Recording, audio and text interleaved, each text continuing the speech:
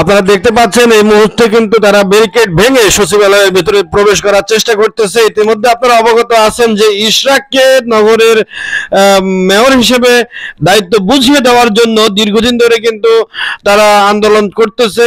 গতকালকেও তারা কিন্তু আন্দোলন করেছিল শুক্রবার, আর আজকে কিন্তু তারা সকাল থেকে সমন্বিত হয়ে নগর ভবনের সামনে থেকে কিছুক্ষণ তারা অবস্থান নিয়ে এখন কিন্তু তারা নগরের সচিবালয়ে এসে তারা কিন্তু এখন ঢোকার চেষ্টা করতেছে এবং পুলিশের সাথে এক প্রকার ধস্তাধস্তি হচ্ছে ব্যারিকেড নিয়ে, এবং তারা কিন্তু ব্যারিকেড ভেঙে ফেলার চেষ্টা করতেছে। তাদের দাবি হচ্ছে যে এই আজকের মধ্যেই কিংবা অনতি বিলম্বে ইশরাককে ঢাকা মহানগর উত্তরের যে দক্ষিণের যে নগর মেয়র কিংবা নগর পিতা যেটা তারা দাবি করতেছে যে, এবং হাইকোর্টেরও রায় হয়েছিল যে ইশরাক জনগণের ভোটে নির্বাচিত মেয়র, তো সে হলে তাহলে সে মেয়র কিন্তু কেন তাকে বুঝিয়ে দেওয়া হচ্ছে না, তার দায়িত্ব কেন তাকে বুঝিয়ে দেওয়া হচ্ছে না, অনতি বিলম্বে তাকে তার দায়িত্ব বুঝিয়ে দেওয়ার জন্য কিন্তু এখানে তারা আন্দোলন করতেছে। দর্শক আপনারা দেখতেছেন যে জনগণের অতি উত্তেজনা এবং এক ধরনের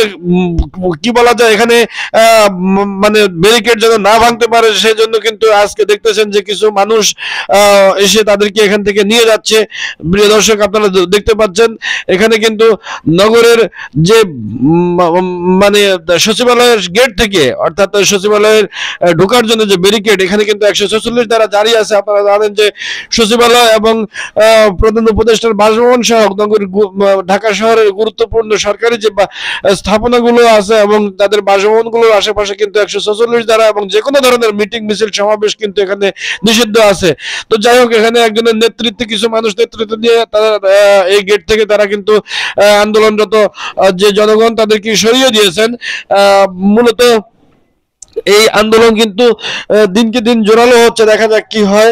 আমরা এখানে দেখতে পাচ্ছি পুলিশ ভাই এখানে ব্যারিকেডের মধ্যে পাহারা দিতেছেন, তারা কিন্তু তাদের অবস্থানে আছেন যেন কোনোভাবেই এখানে আন্দোলনকারীরা ঢুকে পড়তে না পারে। আপনারা দেখতে পাচ্ছেন যে তারা কিন্তু তাদের অক্লান্ত পরিশ্রম করে যাচ্ছেন এবং তারা কিন্তু 146 দ্বারা যেন কোনোভাবেই জনগণ ভাঙতে আন্দোলনকারীরা ভাঙতে না পারে সেই জন্য কিন্তু তারা সচেষ্ট এবং তারা সর্বোচ্চ প্রহরায় আছেন এবং সর্বোচ্চ প্রস্তুতি নিয়ে রেখেছেন। যে কোনো মুহূর্তে ধরনের অপ্রীতিকর ঘটনাগুলো যেন না ঘটতে পারে সেদিকেও তাদের সজাগ দৃষ্টি অব্যাহত আছে। এবং আন্দোলনকারীরা এই মুহূর্তে আপনারা দেখতে পাচ্ছেন যে হাইকোর্টের দক্ষিণ গেটের এখান দিয়ে কিন্তু তারা বের হয়ে এখন কিন্তু তারা কার্যালয়ের দিকে যে রোড গেছে সেই রোডের দিকে কিন্তু তারা এখন হাঁটতেছেন। আমরা দেখতে চাই তারা আসলে তারা কি করতেছেন এবং কোন দিকে যাচ্ছেন। উৎসুক আন্দোলনকারীরা কিন্তু সচিবালয়ে ঘেরাও করেও সেখানে ব্যর্থ হয়েছেন। আমরা দেখবো এবং পরবর্তীতে জানিয়ে দেব।